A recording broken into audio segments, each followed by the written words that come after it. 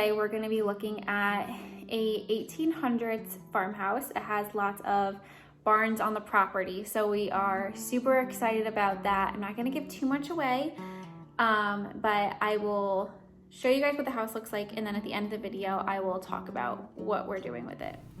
I'll show you guys the exterior of the house first. So that was the back, and then it has this wraparound porch, which is so beautiful. The thing that drew me to this house the most was just how ornate all of the details were, and I just love how old it looks. That's exactly what I'm looking for in a future house.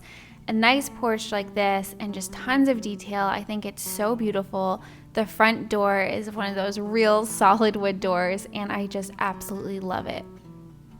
After I show you the inside of the house, I'll show you what the views and barns look like. But when you first walk into the house, this staircase is so gorgeous. So I slowed it down here a little bit so you guys could see. They actually dropped the ceiling to either 7 or 8 feet. And the original ceilings underneath are actually 10 or 12. So if we got this house, that is one of the first things we would do.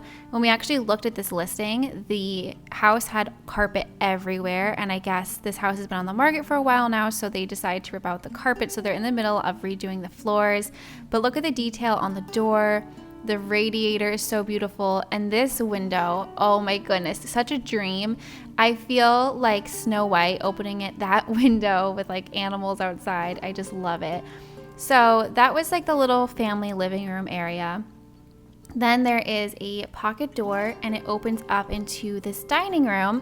I would prefer a house that has more compartmentalized rooms, because this is a little bit more open plan, which I do love, but I think for our forever home, I want something a little bit more compartmentalized. The kitchen obviously just needs to be completely gutted and reimagined, but I love this room off of the kitchen. It's kind of like a little mud room, and again, it has those beautiful windows that just open up and feel like a storybook fairy tale.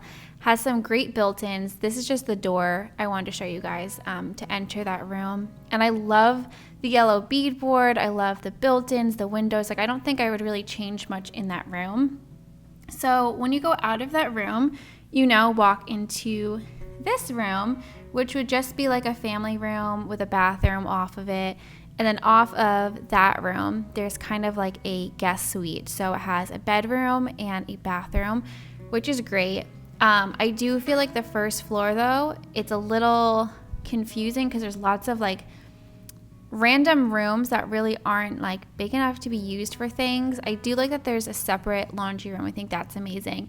But then again, there's like this random sunroom. So we would have to reimagine and just probably reconstruct the whole bottom floor. So now we're going from the top to the bottom. So that was just the attic we saw. And this floor was very weird too. So off of the attic, there's a really tiny room. It'd be perfect for like a nursery, but you couldn't really fit much more in that. So then off of the hallway, there is a nice big bathroom with a shower, which is awesome. And now this way we go into what would be the master bedroom. It was a pretty good size. I love these double doors for the closet. I think those are stunning. And then there's another exit to the hallway, and that's just like a closet.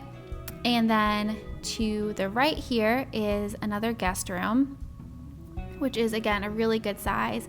And then over here is another guest room.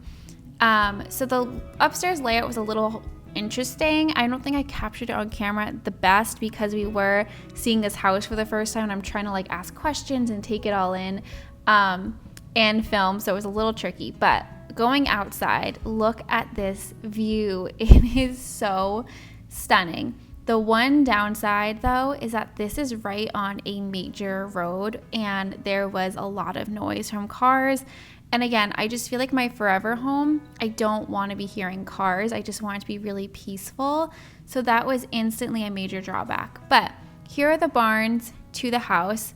And then you guys can see this one red barn off to the left. That's the neighbors. So again, we are a little bit closer to neighbors than we would want to be.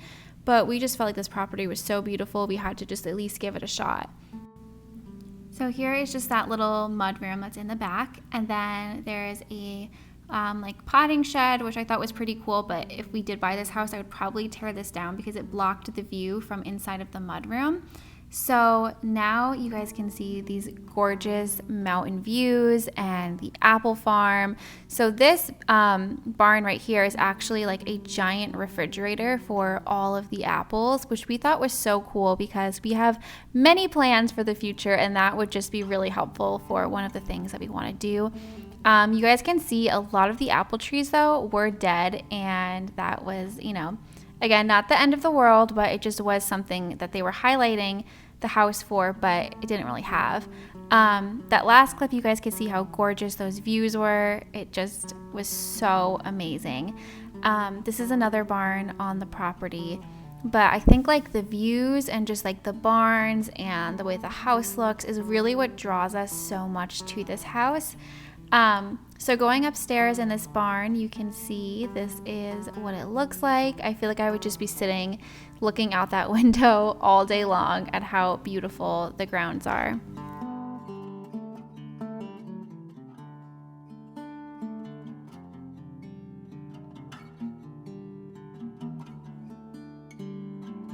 This is the barn I was most excited about. It is so big and so beautiful, and you guys just wait until we get inside. You are going to die. It is so gorgeous. I could just see this like being so played up with like chandeliers hanging, having like events in here and just everything cleaned up. I think this could be such a stunning place. However, I didn't show this on camera because we were just really trying to investigate at this point, but when you go to the back side of it, you can see that this barn is not in great standing condition. It would have to be, like walls would have to be moved around. It's leaning over, and that was the issue. All of the barns, they looked good, but when you really start looking at them, they're all leaning over, and I mean, it would take hundreds of thousands of dollars to get them to be safe and to get them to the place that they need to be, which was obviously a major downside to this house. It was already very overpriced for what we felt it should be. But then when we got to the property and saw like how rough the barns look, although they look great right now on camera, when you actually see the structural aspects of them, you could really tell that they needed a lot of work. So our final decision on the house is to pass. And I know it might seem crazy to you guys because on camera, this house looks perfect. But when you see it in person and you can really see all of the things that it needs, really the major issue is that the house is extremely overpriced. It should probably be half of the price of what it is. The other issue is that it has tons of road noise. There is so much traffic going by in the front, and it's in a 55 speed limit, so people are going way faster than that, and it just didn't feel safe to have like kids or Wilbur running around anywhere. We don't like the fact that there was neighbors so close next door, and really the major issue was that the barns were in really bad condition. Again, things looked really great on camera, I know, but when you see it in person, it's just so different. But we are going to keep looking. We have some other houses that we have in mind. So let me know what you guys think about this house, and we'll talk to you guys in the next video. Bye.